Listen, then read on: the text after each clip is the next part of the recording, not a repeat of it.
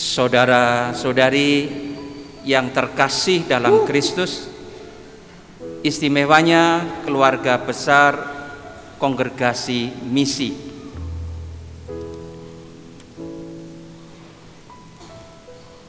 Dalam bacaan Injil, kita mendengar kisah yang amat penting. Kisah tentang akhir hidup Yesus di dunia dan perpisahannya dengan para rasul. Injil Yohanes diakhiri dengan perjumpaan Petrus dengan Yesus yang bangkit. Biasanya sesuatu ditempatkan pada akhir karena mempunyai makna yang penting. Melihat sebuah film atau drama, pada umumnya kita mengerti amanat yang mau disampaikan pada akhir cerita.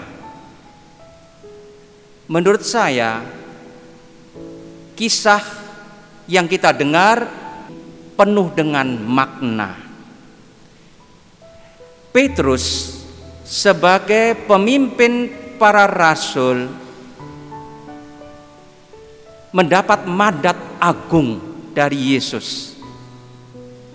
Yesus bertanya kepada Simon Petrus, "Simon, anak Yohanes, apakah engkau mengasihi aku lebih daripada mereka ini?" Jawab Petrus kepadanya, "Benar Tuhan, engkau tahu bahwa aku mengasihi engkau." Pertanyaan ini diulang sampai 3 kali dengan sedikit variasi dalam menggunakan kata-kata.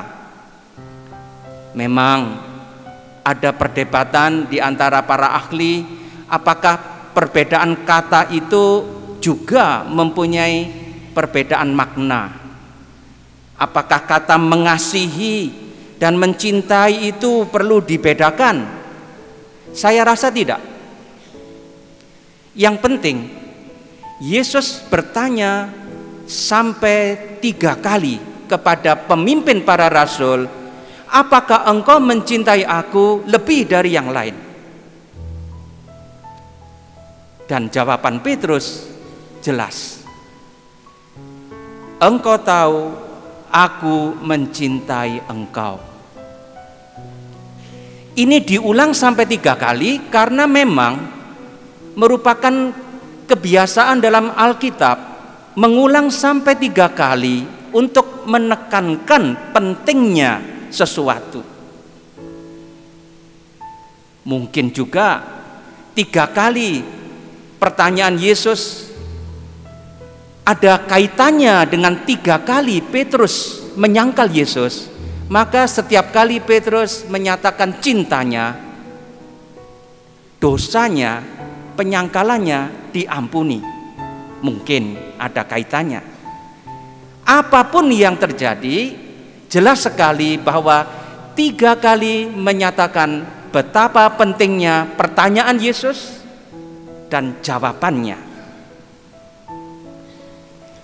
Cinta kepada Yesus ternyata menjadi dasar untuk pelayanan Petrus. Petrus menyatakan diri sebagai orang yang mencintai Yesus. Sesudah itu Yesus baru mengatakan, "Kalau begitu, gembalakanlah domba-dombaku." Penggembalaan domba-domba tidak bisa tidak harus timbul dari cinta orang kepada Yesus. Kalau motivasinya hal-hal lain, pelayanannya pun seringkali juga melenceng, buruk. Karena itu pada hari ini kita diingatkan, terutama keluarga besar JM, akan motivasi terdalam dari pelayanan dan pewartaan mereka. Cinta itulah yang mendorong Paulus untuk mewartakan Injil.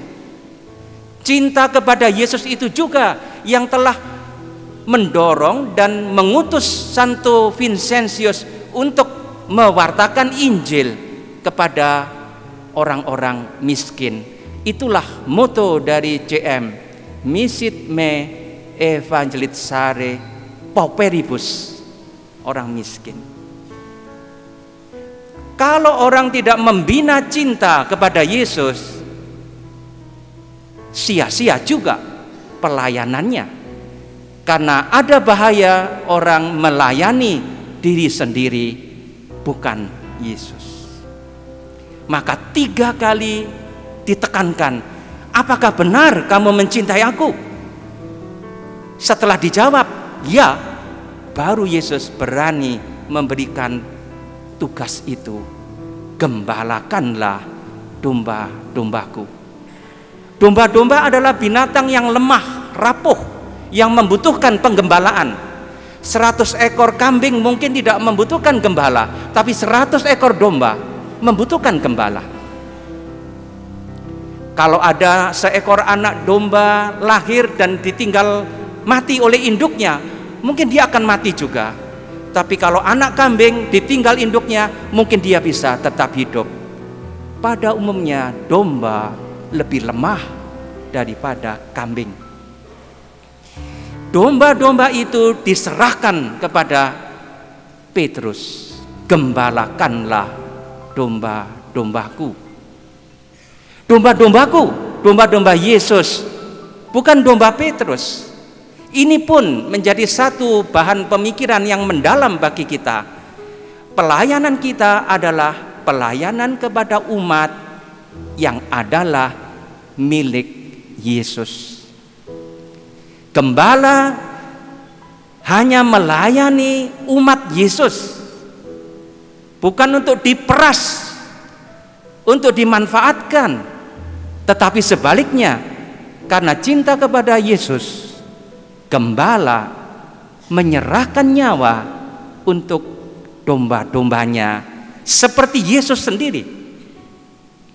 Itulah yang diandaikan dalam ucapan Yesus kepada Petrus, ketika engkau masih muda, engkau sendiri mengikat pinggangmu dan engkau berjalan kemana saja engkau kehendaki.